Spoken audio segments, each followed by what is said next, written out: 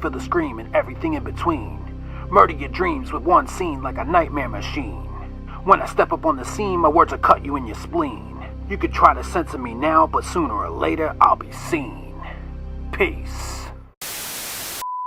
Before I get started, I'd like to kindly ask that you hit the like button, and please subscribe to the channel for more content just like this. All I'm offering is the truth, nothing more. I know a lot of people like Scream 5, which is fine, but I didn't. So these are going to be the reasons why I believe that we do not need a Scream 6. And yes, that movie has officially been announced to start filming this summer. Which sounds like a very quick turnaround, because it is. Remember when studios and directors used to take their time in between movies? Not anymore. There's money to be made, so let's take the MCU approach and force out another movie every year. Good storytelling be damned. It should also be noted that the same people who brought Scream 5 to life are returning for Scream 6. Why? As someone who did not enjoy Scream 5, that's a big red flag. I understand that the directors are also responsible for the somewhat enjoyable Ready or Not, but as Scream 5 proved, it's one thing to direct something original and something completely different to play in someone else's sandbox. Especially when you don't have the writing genius of Kevin Williamson to work from. This team was unsuccessful in recapturing the tone and feel of the Scream franchise. That's right, it stinks! None of the kills were memorable, none of the phone calls were memorable. There wasn't that one character like Randy or Kirby who stood out and kinda steals the show. And as I've stated many times before, the twist or motive of Scream 5 was very uninspiring and frankly unscream-like. So other than this movie making $100 million at the box office on what was probably a modest budget, what exactly is the motive of Scream 6? Besides, of course, to just cash in on a brand name. Show me the money.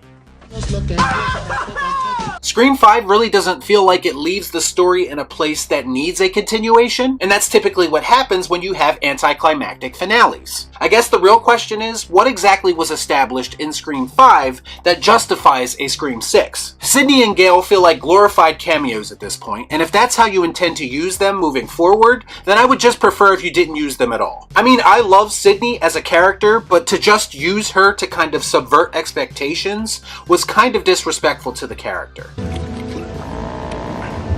I guess we could follow Samantha and her sister from here, but that's a little bit too close to Rey Palpatine identifying as a Skywalker. She's a Loomis, right? So what's the goal? To redeem her family name? That doesn't sound interesting to me at all. Not to mention the whole Sam seeing Billy in her visions thing was probably the dumbest part of this movie other than the motive. I don't know if the interest or the logic is there with these characters for them to be able to carry this franchise moving forward. I don't care! I want you to think about this for a second. Outside of Scream 3, which was a complete mess because Kevin Williamson wasn't involved, and Scream 5, which was way off the mark because it didn't have Kevin Williamson or Wes Craven involved, the other three remaining Scream movies, whether you liked them or not, felt like they had a purpose. And usually the purpose for the killers was either to, one, get back at Sidney in some way, or two, make themselves famous in some twisted way. I'm feeling woozy here! Stu and Billy were punishing Sidney for what her mother did to Billy's family, and they were also setting themselves up to be the sole survivors of this event so they could carry on with their devious plot moving forward. Again, making themselves famous. Mickey from Scream 2 was insane and wanted some level of notoriety, so he was perfectly content with having everyone know that he killed everyone, and then he was just going to blame the movies. And Mrs. Loomis from Scream 2 wanted revenge on Sidney for what she did to Billy. But you one crazy ass bitch!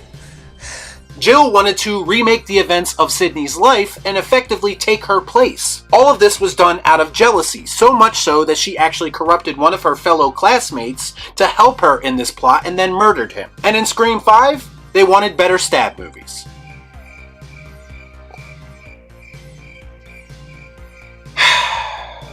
What the hell am I looking at? When does this happen in the movie? Now, I'm not saying that it isn't possible to course correct and bring Scream back to its roots. I'm just saying that the people involved now either don't seem concerned with doing that, or are incapable of doing that. For as much as Scream was basically a product of two men's genius, it was also a product of the times that it was created in. Scream 1 worked because we were in a place in horror that needed us to be a bit more self-reflective about the genre. Scream 2 was necessary to continue the commentary on how everything needs a sequel. And if you remember, Scream 4 came out at a time when people were getting desperately tired of horror remakes. And the story in that movie reflected that.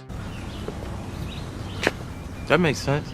I don't believe that the requel trend that was started with Halloween 2018 has been around long enough to warrant the commentary it receives in Scream 5. Which brings me back again to Scream 6 and a lack of need for it. If Scream has always been about being aware of current horror trends, Scream 5 already covered the most recent horror trend in a very lackluster way. So what exactly are we going to be commenting on in Scream 6? I want to ask you a bunch of questions. And I want to have them answered immediately. The only thing that makes some kind of sense and isn't really all that interesting to me at the same time is it's just going to be a quasi-continuation of the toxic fandom narrative that they started in Scream 5. And we get to see how those events actually affect the horror movies within the Scream universe. I don't know, all I do know is that I think it's time to start letting these horror franchises just be. Surely you can't be serious. I am serious.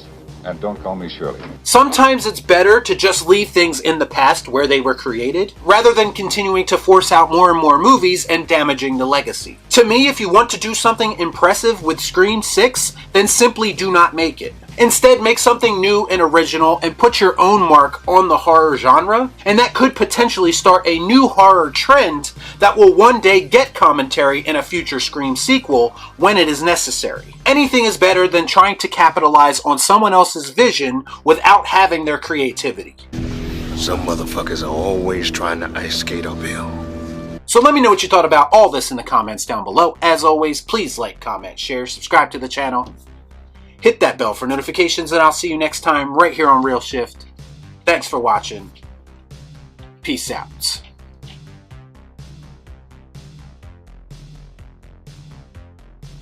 Y'all be cool. Right on.